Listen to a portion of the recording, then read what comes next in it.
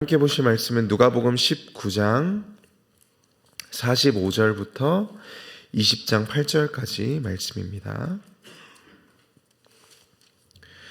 누가복음 19장 45절부터 20장 8절까지 말씀 한 절씩 교독하겠습니다. 성전에 들어가사 장사하는 자들을 내쫓으시며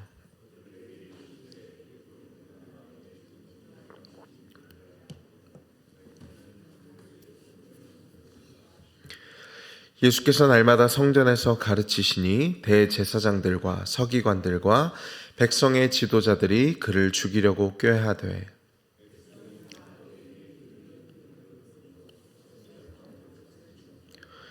하루는 예수께서 성전에서 백성을 가르치시며 복음을 전하실새 대제사장들과 서기관들이 장로들과 함께 가까이 와서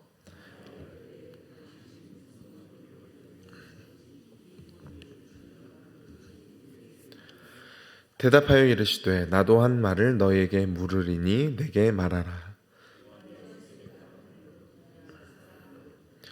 그들이 서로 의논하여 이르되 만일 하늘로부터라 하면 어찌하여 그를 믿지 아니하였느냐 할 것이요.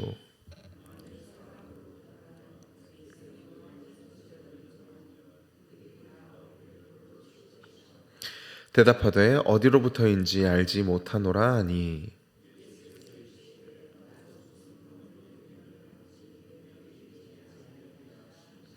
아멘.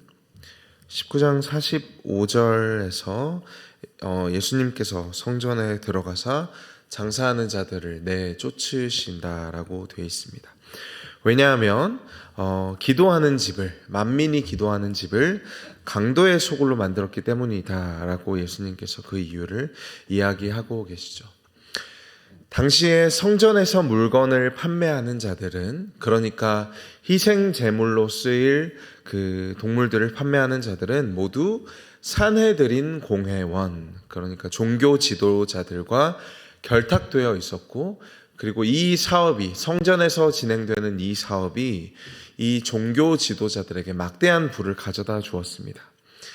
우리가 잘 아는 것처럼 유대인 남성은 1년에 3번, 그러니까 유월절과 초막절과 오순절에 모두 예루살렘 성전에 와서 그 절기를 지내야 했고, 그리고 원래는 하나님께서 신명기 말씀에서 직접 자신이 하나님께 바칠 희생제물을 가져오라고 명령하셨지만, 종교 지도자들은 당시에 감람산에 4군데의 시장을 개설하고 그곳에서 짐승을 구매하도록 했습니다. 그리고 직접 짐승을 가져오지 않는 사람은 당연히 이 종교 지도자들이 열어놓은 시장에서 이 짐승들을 구매할 수 있었고, 심지어는 직접 가져온 자들도, 그러니까 자기가 하나님께 드릴 희생 제물을 직접 준비한 자들도 제사장들에 의해서 그 짐승이 부적합하다라는 판정을 받게 되면 그 종교 지도자들이 준비한 시장에 그 다른 짐승을 구매할 수밖에 없었습니다.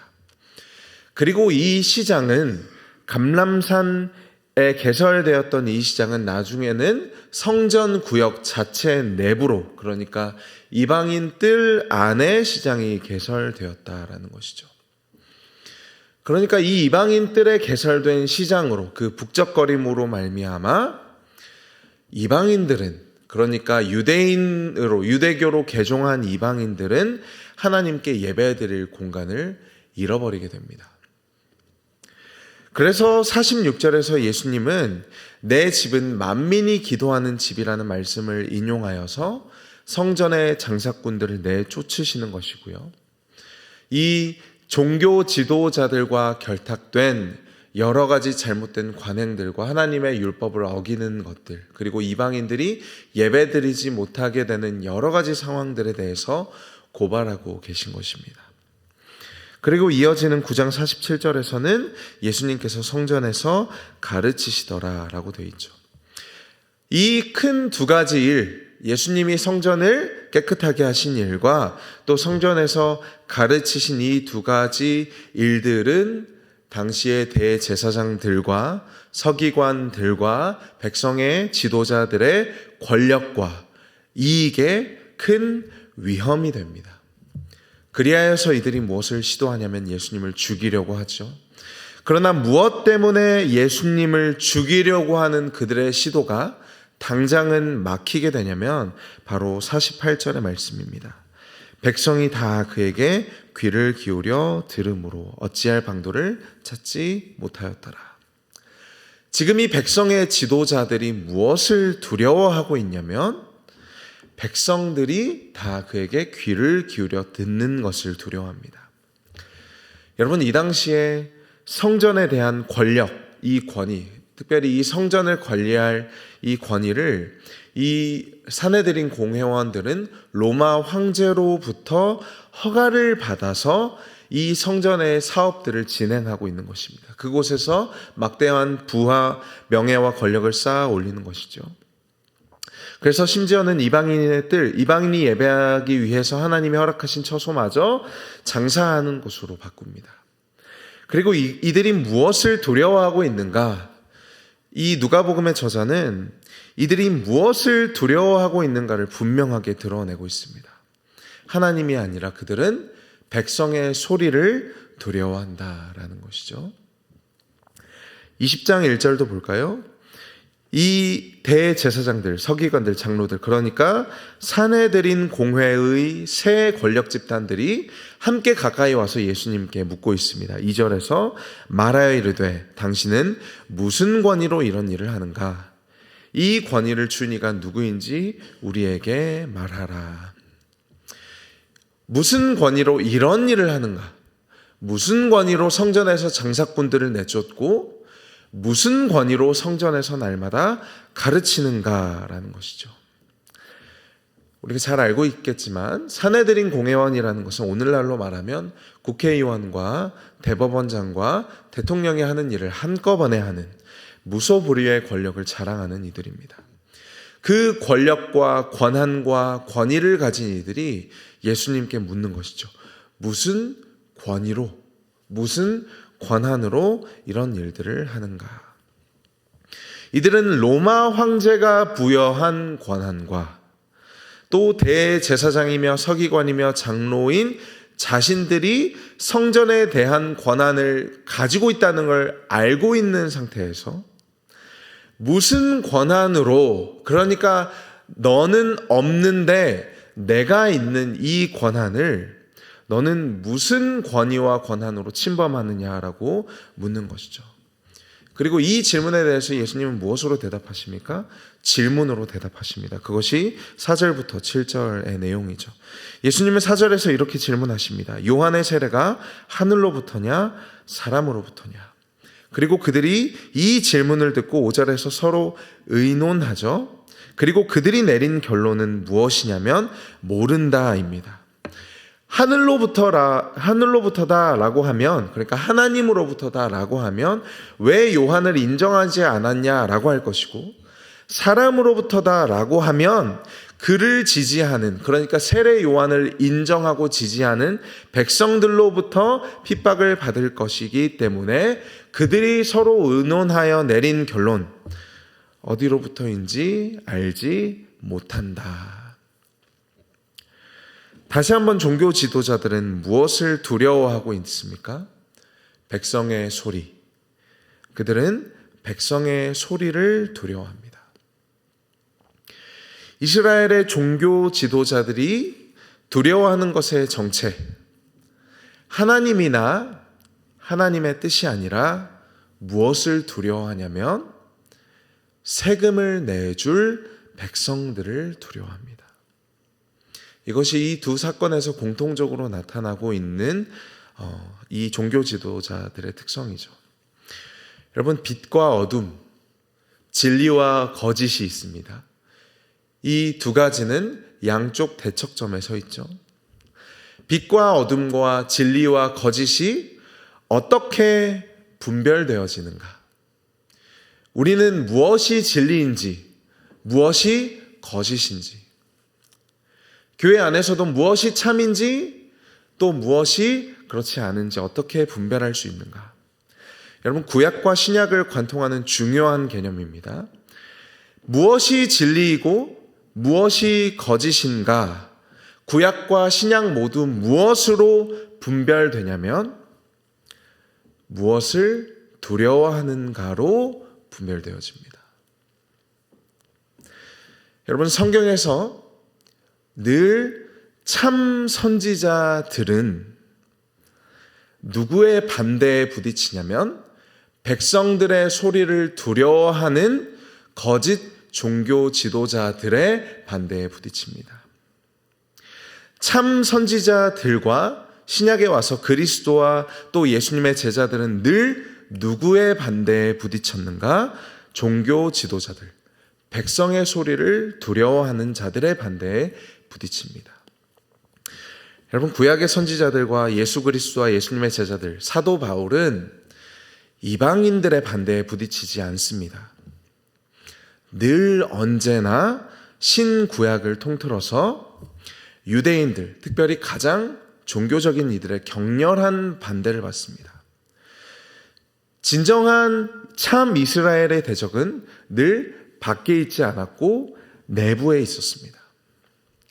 하나님은 구약 성경에서 아브라함에게 약속하신 그 땅을 여호수아서에서 이스라엘 백성들에게 주신 이후로 이방 민족을 정복하라든지 그들을 개종시키고 전도하라는 명령을 하지 않으십니다. 구약의 역사는 늘 무엇에 대한 도전이었냐면 이방 민족들로부터 오는 도전이 아니라 이스라엘 내부에서 벌어지는 종교적 타락과 타협, 특별히 혼합주의에 대한 도전이었으며 하나님은 구약 역사 내내 선지자들을 보내셔서 거짓 종교, 거짓 선지자, 거짓된 신당과 우상 숭배를 무너뜨리려 하십니다. 여러분, 예수님도 마찬가지죠. 예수님이 누구와 늘 대립하시고 싸우십니까? 예수님은 로마와 싸우시지 않습니다. 예수님은 다른 종교를 개종시키시거나 다른 종교인들과 싸우시지 않습니다. 예수님은 늘 유대교와 정면으로 대치하시죠. 종교 지도자들의 격렬한 반대와 대치하십니다.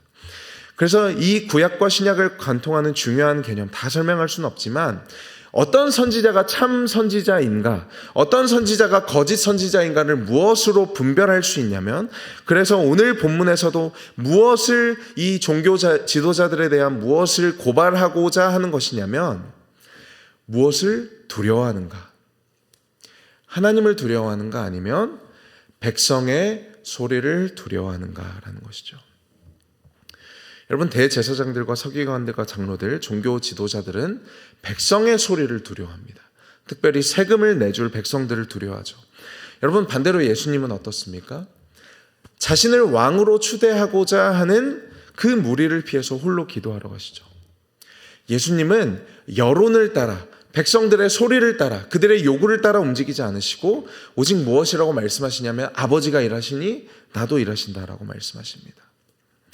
겟세마네 동산에서 마지막 기도하시는 그날 밤에도 아버지의 뜻을 위해서 기도하셨다라는 것이죠. 종교 지도자들은 세금을 내줄 백성들을 두려워하지만 예수님은 오직 하나님의 뜻에만 순종하신다.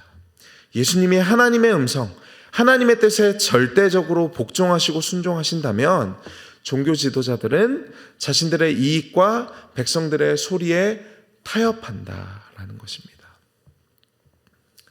여러분, 그러므로 종교 지도자들은 사람들의 눈에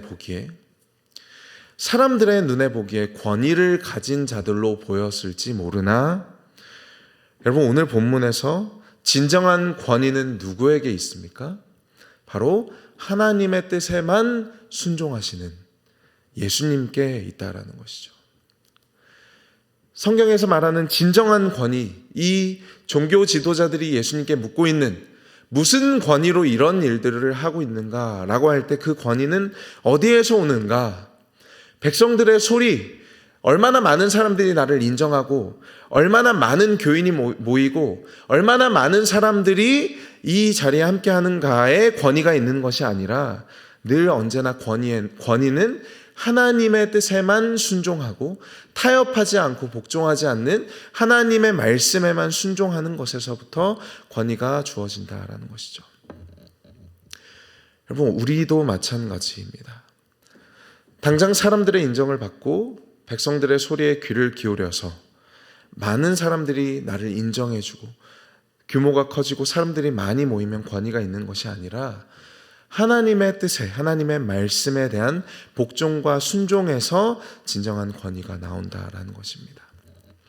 함께 예배하는 우리의 모두의 권위도 우리의 직장에서, 우리의 가정에서 우리가 말씀을 전하고 또 그 말씀을 가르치는 자들로서 우리의 모든 권위는 오직 하나님의 뜻에만 순종할 때 주어진다라는 것입니다.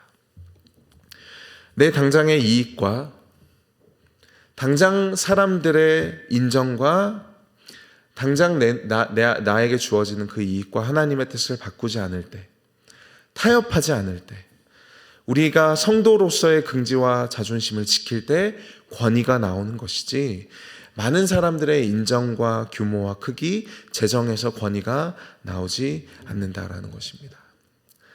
여러분, 다시 한번 예수님은 오늘 본문을 통해서 우리가 무엇을 두려워해야 하는지를 분명하게 보여주십니다.